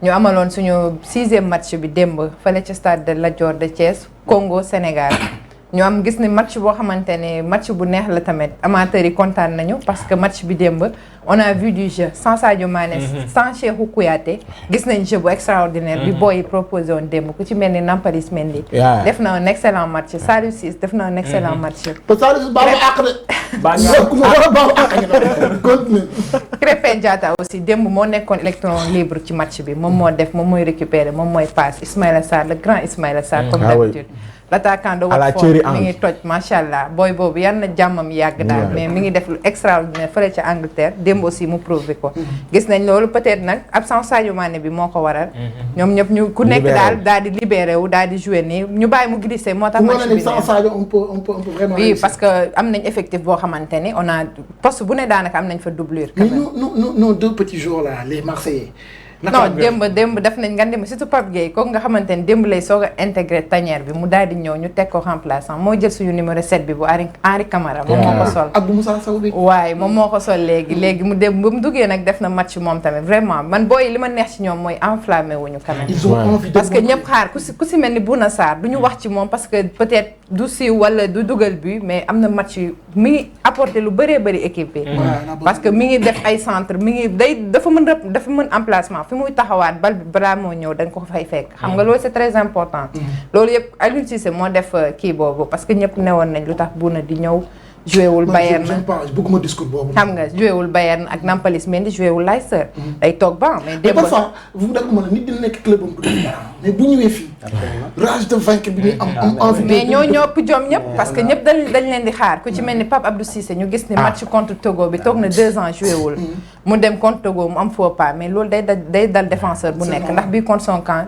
kii défenseur rek ko mën a dugal du attaquant comprendre nga donc bu ñëwee ba agsi foofu mu ñëw démb mu racheté aussi ce qui est le plus important parce que Cissé bu ko neexoon tegaat ko ci banc bi du tax mu jàpp confiance mais le fait que mu indiwaat ko démb gis nañ ni beneen match la produit démb face au Congo ñu génnee ko ba mu desee ay 15 minutes yooyu mën ko remplacer ak booy yooyu nga xam Moustapha Naam dugg na Abdoulaye Seck booy yooyu yëpp daal produire nañ di jeu ñun kontaan nañ en quelque sorte amateurs yi ñu nekkoon Thiès parce que Youssou Ndour mu ngi fa woon seetaan si woon na équipe bi ñoom Mame Boye Diao ñoom ñëpp ñu ngi fa woon yow aussi yaa nga fa woon waaw maa ngi fa woon man kay maa ngi fa woon su ma fa nekkuloon ma gis ñooñu ñëpp loolu moo tax ñu kontaan ci mu def résultat boo xamante ni nag poule yu bëri defaguñ ko parce que dafa def 5 sur 6 mu def 6 victoires c'est 5 victoires benn nul mu dugal 15 buts mu encaissé 4 buts benn match nul kon xam nga loolu noonu nekk na voilà il faut le faire bilan boo xamante ni ba léegi nag dañuy xaar mois de mars pour mën a xam ñan la ñuy dajeel parce que zone barrage mënuñoo xam kan lañuy mars wala décembre non mars lañ dañu nekk di changer di xool est-ce que duñu changer kii bi parce que coupe du monde bi décembre la décembre 2022 Coupe d'Afrique bi janvier. D'accord. léegi dañuy xool barrage bi nan lañ koy jouer parce que nee nañ calendrier bi démb coach boobu sax daal di ci àddu mooy coach Congo bi. di Paul Pout nee na moom loolu gisul lépp kaaf la ak FIFA parce que ni ñu organiser match yi baaxul. bu ñu ko jëlee tamit li mu justifié mooy Congo dafa jógee fële Afrique du Sud direct ñëw. moom mi ngi agsi 5h30 Sénégal. mooy match bañ ne suba la. 5h30 la agsi mu ñëw conférence de presse. mu daal def conférence lendemain nekk match xam nga loolu tamit ku joueurs yu noppaluwul ñooñu du ñu mën a produire loolu aussi calendrier bi war nañ ko seetaan zone Afrique nag kaaf ngay waxal. kaaf ak FIFA yëpp ñoom ñëpp la chaque jour FIFA dañ koy parce que kaaf FIFA moo ko téye kaaf FIFA moo ko téye moo nekk supérieur am ñoom ñooy décider mais ñun kii Augustin mooy vice président bi non waaw bu CAF moom mooy vice président bu CAF d'accord c'est kan moo nekk président le Mauritanien là kii nii non l'Afrique du Sud bi Motsepe mooy président de la CAF les qualifiés yi fii zone Afrique Sénégal la Maroc Ghana Égypte Mali ak RD Congo ñoom ñoo qualifié gum pour barrage yi des na yeneen match am na ay match tey non suba lay am beneen match bi mooy contre Niger ak Djibouti 16h Algérie ba tey qualifié gul moom tamit moom moo des ak Burkina Faso dañ koy amal suba seen match non 5 yi ñoo qualifié Sénégal waaw bii nii buñ ko dóoree kay day qualifié parce que points yi la Algérie mi ngi si 13 points buñ ko dóoree day qualifié non moom 13 points la am léegi Burkina yor 11 points mën a goo qualifié tant que match yi jeexagul xam nga lépp calcul la Burkina bu ko dóoree par ci non daje Burkina bu ko dóoree ñu xool rek bu ko rawee point moom mu nekk deuxième day qualifié parce que moom moo jël d'abord tête de liste poule boobu noonu nga xam ne mooy poule A Algérie qualifié gu Tunisie pareil aussi Guinée équatoriale moo ko dóor Tunisie bu mag bi bu ñu fa jógee ñu dem Nigéria aussi des na moom aussi qualifié gul ñooñu ñëpp bu ñu dajee ñu daal di dem zone Afrique zone Europe ñu gis démb surprise bu doy waar muy Portugal bu Cristiano Ronaldo day devoir passer par les barrages pour mën a am accès ci coupe du monde bi parce que Serbie moo ko dóor 2-1 Serbie boobu nag moo waral coow li parce que match aller bi Cristiano moo dugaloon bii bi dugg na ñëpp gis nañ ko arbitre bi ne bii bi duggul victoire boobu bu ñu ko validé woon tey Portugal qualifié na ba pare léegi bii boobu mu bañ qualifié lu Portugal léegi Serbie tamit daje moom démb dóor ko kon Portugal toogam moo gën a jege sax que qualifié am loolu nag ñu mu indi ay coow lu bëri démb fële ci Europe parce que clash bi bëri na torop bii bi dugg na ñëpp xam nañ ni dugg na arbitre bi nangul xooli VAR nee na bii bi dugg loolu kenn mënu ci dara mais loolu ba tey FIFA war nañ ci xoolaat parce que ñun def nañu ko ñun ak Afrique du Sud voilà xam nga ñu indiwaat match bi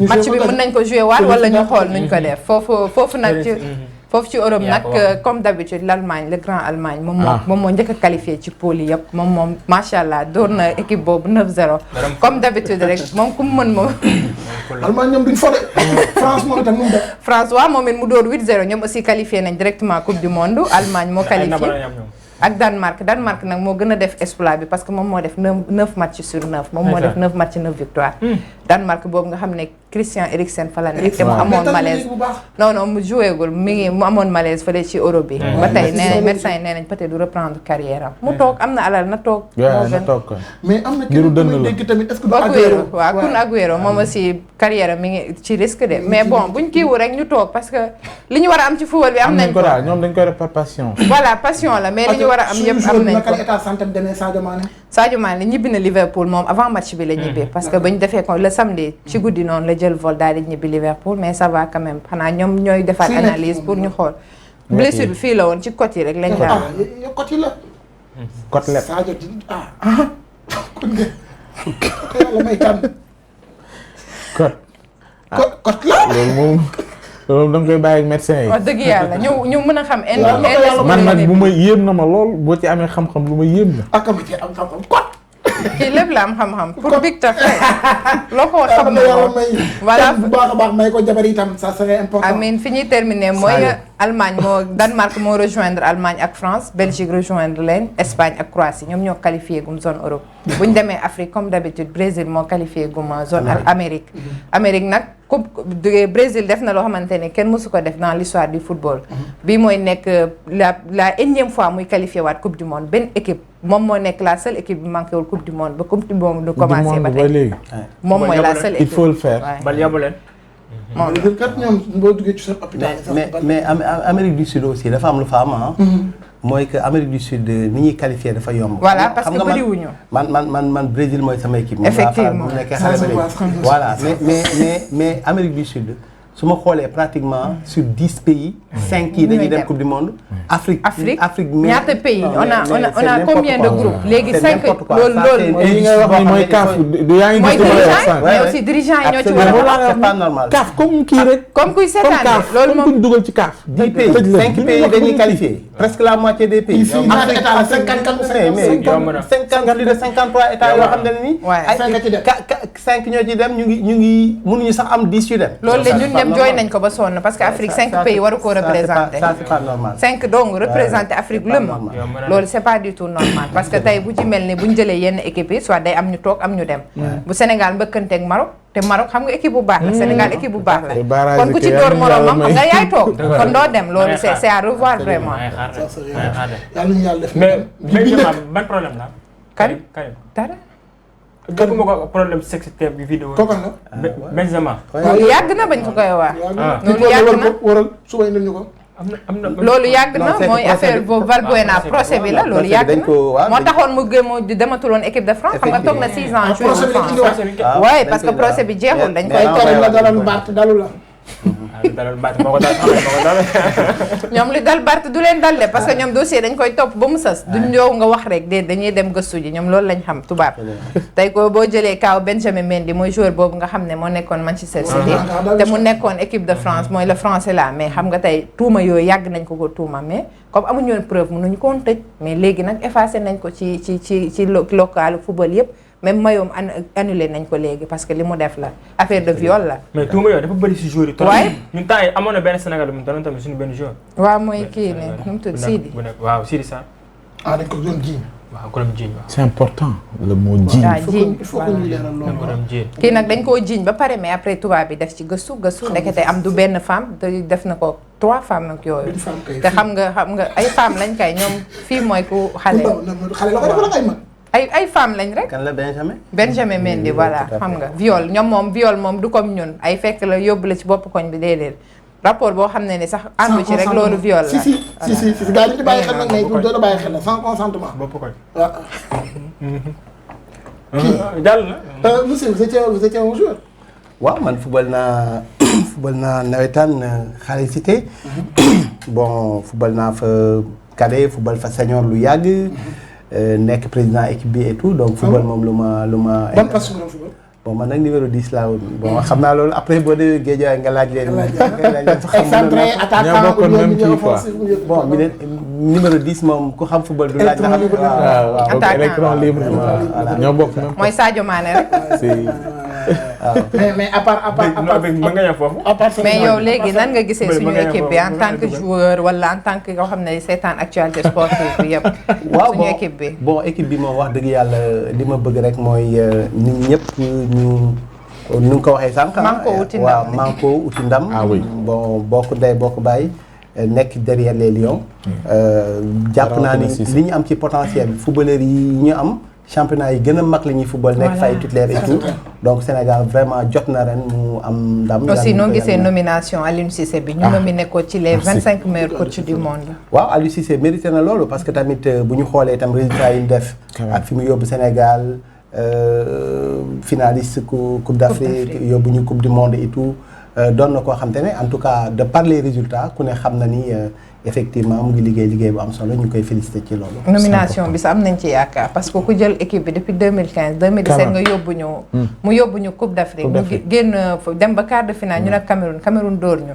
mu ñëwaat 2019 yóbbu ñu finale kon kay am nañ yaakaar ne bu ñu demee Cameroun 2022 bii. dinañu jël la coupe bi. waaw non man xam nga Aliou Cissé déjà bi ñuy jox Hervé Renard meilleur entraîneur. waaye ba muy jël Côte d'Ivoire muy ñëw fii nii Sénégal ñu koy jox. jour boobu defe naa ni ñëpp am choc. parce que Aliou Cissé moom ku ne xam na ni bi ñuy jógee coupe du monde bu ñu xoolee. performance bi statistique bi amul woon benn laam-laamee que ni moom moo waroon a jiitu ku mel ne Hervé Renard donc yooyu yëpp nag dafa nekk yoo xam te ni. loolu ay vote la te xam nga ni bu dee Aliou Cissé dañ koo teg ci bopp équipe bi ñun ànduñu ci ak moom maanaam sénégalais yi. parce que tout le temps ngay dégg micro trottoir boo ko joxee nit naan Aliou Cissé xamul dara.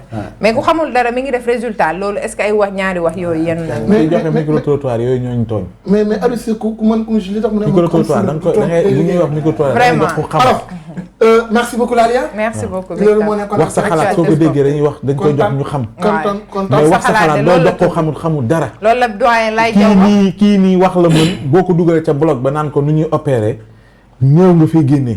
du ma dem sax. doyen lay jaw loolu la wax nee na waxtaan moom football bi bu ñu ko defoon waxtaan rek dinañ fi weesu. doyen lay merci beaucoup Lalia moom moo ñu indiloon actualité sportive je suis vraiment content yow man damay gis da ngay dem dañuy dugg ba ci biir. yow doo yem ci buntu bi kese.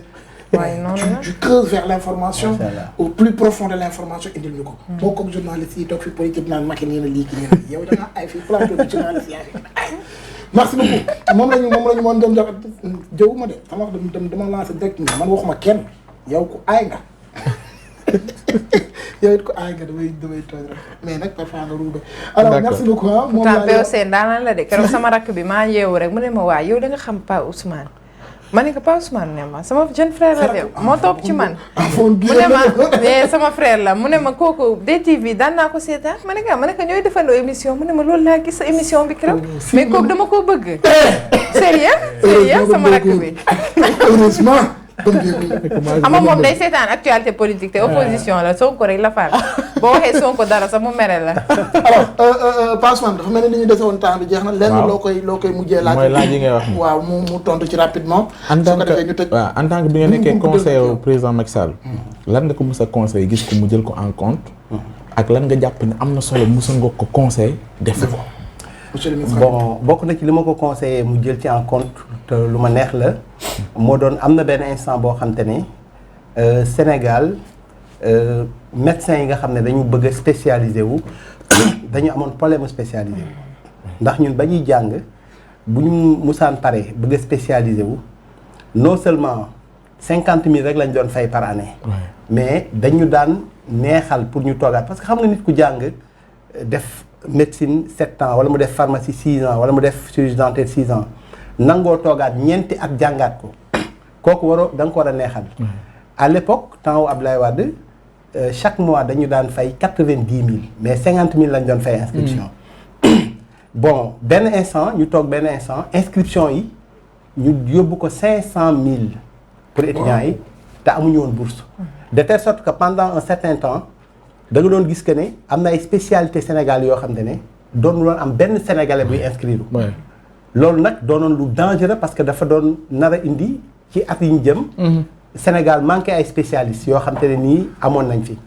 loolu ma bind président wax ko ne ko loolu na ko joyanti jéem a fexe xale yi ñu vraiment encourager seen vocation mu wutal leen ay bourses yu am solo ñuy def seen spécialisation. mu nangu ko defal leen ko 300 000 par mois à l'époque mu doonoon loo xamante ne nii vraiment en tout cas bi ma ko waxee tombé na ak mu def ko loolu lu amoon solo la xaw ma nag diggante bi temps yi fan lañ mujjee parce que gis naa après interne yi di grève ak yu mel noonu bon leneen li nag mooy que am na benn instant boo xamante ne nii jàpp naa ni ci biir Covid bi am na benn moment boo xamante ne couvre-feu bi niñ ko doon instauré man nekkul woon loo xam te ne nii ci lu ma àndoon la. ndax damaa gisoon ne couvre-feu bi buñ ko daan instauré Sénégal day yokk sax transmission virus bi ndax bu 18h jotee boo demee ci gaaru ceer yi gis nit ñi ni ñuy dajaloo. donc lépp loo mën a am bénéfice ci journée bi ci nit ñi mën a toog seen kër bu ngoon gi jotee fa la transmission bi doon yokkee effectivement bu ñu xoolee toujours. virus bi lu mu circuler lu cas yi bëri bu ñu mësaan a instauré couvre-feu cas yi day gën a yokk nit ñi gën a faatu doon gën a yokk loolu nag nekkoon na conseil boo xam ne voilà. merci beaucoup. ati monsieur la moo doon monsieur le ministre kàddu gu mujj nga tàgguwaale ak say xarit say internautes et nga jox leen rendez-vous. waaw maa ngi nuyu internautes yëpp vraiment di jégalu bu fekkente ne kàddu yi am na lu ci dëng. di remercier bu baax waa Sénégal 7 parce que vraiment. paysage médiatique bi vraiment doon ngeen ci yéen a ngi ciy bay seen waar bu baax a baax di leen ñaanal ngeen am développement bu gën a baax ndax Sénégal moom kenn mënu ko tabax te waxuñu ay presse waxuñu média bi te yéen a ngi ci bay seen waar encore une fois pouvoir bi. voilà effectivement mais yéen moom utiliser woo leen ko ci parce que am na ñoo xam ne tam ñu ngi utiliser pouvoir boobu noonu ci anam yoo xam ne rafetul di ko utiliser pour seen bopp di ko utiliser ci seen intérêt crypto personnel yéen a ngi koy def ci lu jëmale Sénégal kanam ñu ngi leen ciy gërëm leen sant jërë ngeen jëf. Merci beaucoup professeur Bamba Kane candidat la ñu doon candidat à la candidature ah.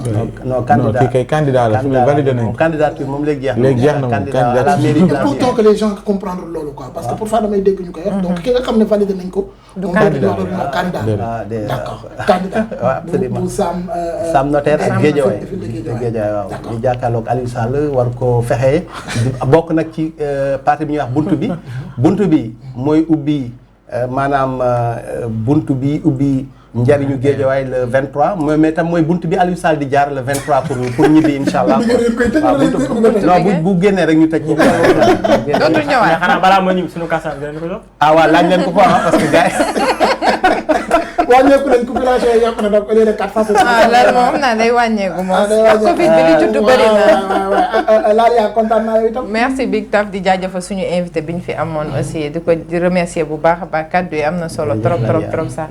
di sant bu baax Pa Ousmane moom sama waay la. nit ku baax macha allah wës pareil.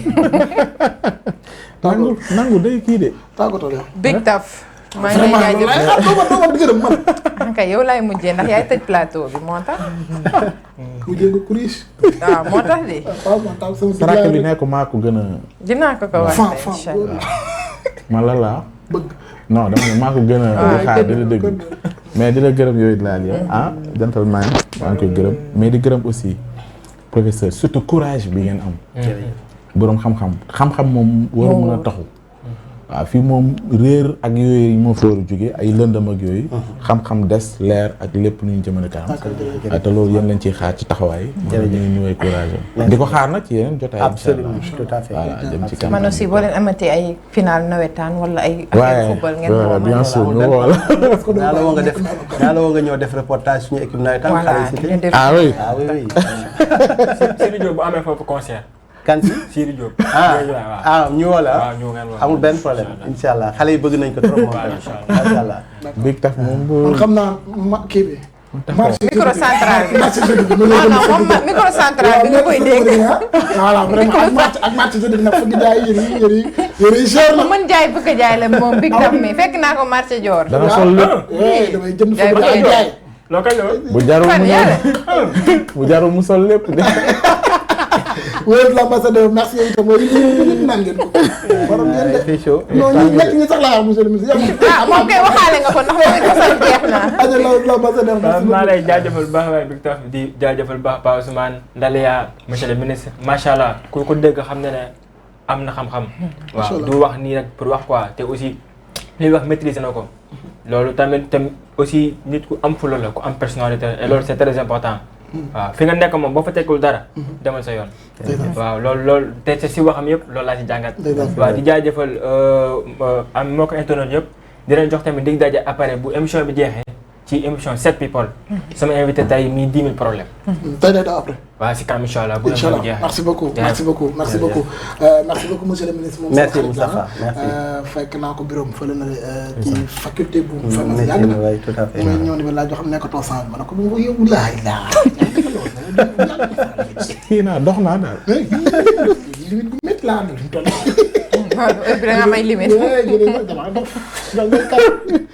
kar merci beaucoup waa Salick xaw ma ak ñoo fi nekk damaa wax dëgg bi. merci beaucoup moom sama père la sama xarit la dañuy déglu souvent. vraiment je l'adore ci courage am. je l'adore ci li muy def damay taxawaal dama jéem a jël bi ci suuf damaa sol daal yoo xam ne waa Teranga Faiblesse ñoom ma ko jox keroog moom laa solal. ma solaat ko yaas bàyyi soxor. lii man kese ko man am na ñoo xam ne bëgg nañu ma ne say say mun ko xoolal man. non grand lii ay jaar la Cobra. Alors ça fait plaisir, je vous donne rendez-vous demain inchallah même heure même équipe, votre émission préférée cette soirée sur Sénégal 7 avec Big Taf et compagnie, l'équipe de choc, l'équipe de rêve yi nga xam dañu jox dañu joindre l'utile à l'agréable que du bonheur à partager à demain inchallah. Et je remercie l'équipe technique Yaas keneen ki xaw ma turam. Abdourahmane Bijou def dara ñëw fomp rek ñibbi. ah Bijou mooy mooy suba di heure bi ngay ñëw rek mu ñibbi. ñi taxaw si heure émission bi laay wax Mbour bu commencé mu dem. Mam bu commencé mu dem Jigal bu commencé mu dem Abdourahmane ak Yaas ñëw dem. ak Malick ñoom je les comprends parce que maa seen coach équipe Bundesliga lañu bokk. Je vous donne rendez-vous demain allez bye bye ciao ciao ciao ciao.